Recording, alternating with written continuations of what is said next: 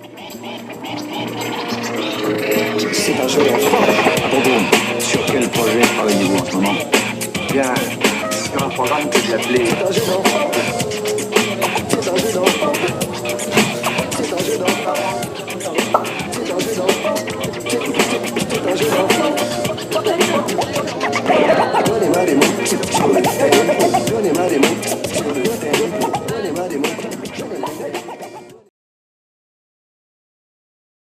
Au bout d'un moment, c'est comme si on cheminait à côté d'un ami, et puis que d'un seul coup, on s'aperçoit que l'ami est en train de dérailler, et du coup, on n'est plus tout à fait aussi sûr que le point de vue de cet ami est un point de vue fiable.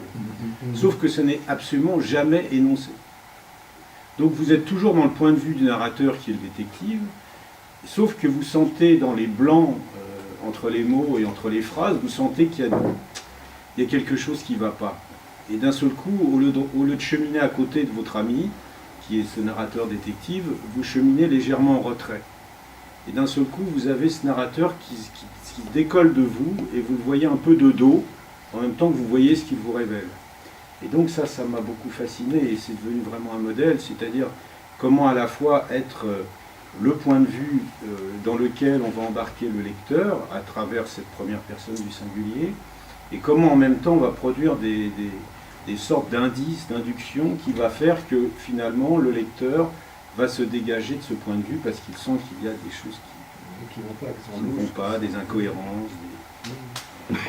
Shit. Abel s'arrête de jouer tout net. Le silence emplit l'église.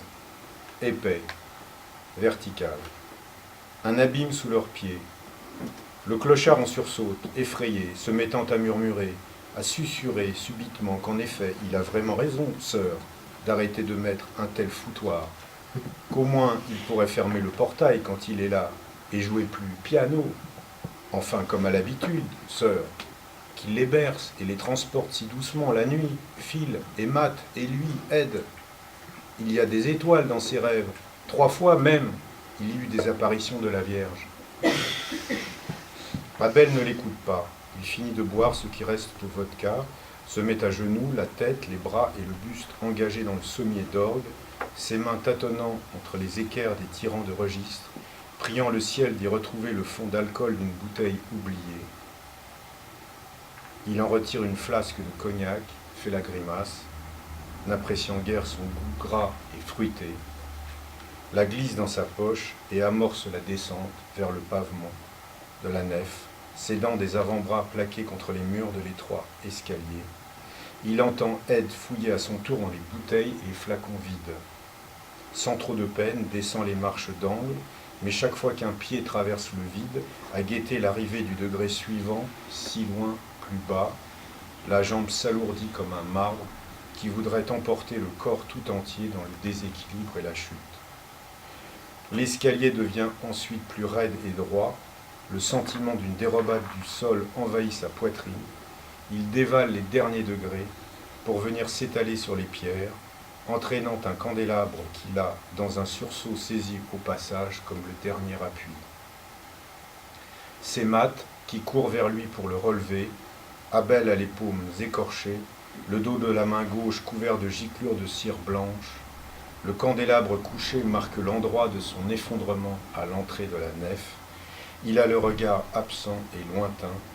Les voisins du quartier grelottent dans leur robe de chambre ou leur imperméable, s'écartent sur son passage, identifiant parfois sœur Abel Manson, échevelée, le visage tuméfié, des traces de sang séché sur la lèvre supérieure, vêtue d'un costume trempé déchiré, chaussée de vieilles pantoufles qui rendent plus agiles les pieds de l'organiste sur le pédalier. Ed et Phil portent secours à Matt pour installer Abel sur le siège de la Vauxhall, qui fait des gargouilles d'éponges détrempées. La pluie a cessé depuis peu. Un fin crachin vaporise la nuit d'une rosée glacée, la nuit suffoquée et muette sur le visage des témoins interdits. Abel allume les phares du break, met le moteur en marche, les talons dans une flaque d'eau recouvrant le tapis de sol, effectue une manœuvre brutale et maladroite pour dégager la voiture du trottoir et démarre lentement dans Hope Street, prenant la direction de la cathédrale anglicane, du domicile de Julia surtout, alors qu'à 2-3 blocs de maisons, les rues désertes se zèbrent soudain d'éclairs bleus et orangés des gyrophares d'urgence. Aucune lumière ne brille plus sur la façade. Julia doit dormir, si mal blottie, dans les bras de son industriel de Prescott. Il vire à droite dans Gwydger Street, contourne le parc de la cathédrale. Le silence est si profond, il en frissonne de peur. La musique ne sera que pour lui, il sera seul à l'entendre.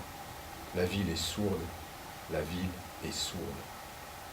Alors il enclenche le lecteur, peut-être avant tout pour conjurer dans sa tête la désolation du monde, un précipité de peine et de solitude qui le taraude jusqu'à l'étourdissement. Puis il cherche sur la bande enregistrée le record d'arrêt Jésus pillé. À l'instant où il a renoncé à poursuivre, croit-il, sa plus belle interprétation. Il interrompt le défilement de la cassette un peu trop à l'amont. Il roule à présent dans Duke Street, l'édifice anglican serti dans l'ombre noire de ses arbres s'estompe dans le rétroviseur. La voiture prend de la vitesse. Abel ne ralentit plus aux intersections. Et quand les voix des solistes, qu'il n'écoutait qu'en lui-même ce soir lorsqu'il jouait pour Julia en son église, conjuguent leur chant sur la bande magnétique, une humble et chaude supplication qui s'élève par le toit ouvert dans le ciel de Liverpool. Il voit grandir dans son pare-brise, plus sombre que la nuit, le contour familier des lourds édifices d'Albert Dock, et plus loin, à l'extrémité de Brownlow Hill, d'un invisible mouvement, la matité d'encre du fleuve.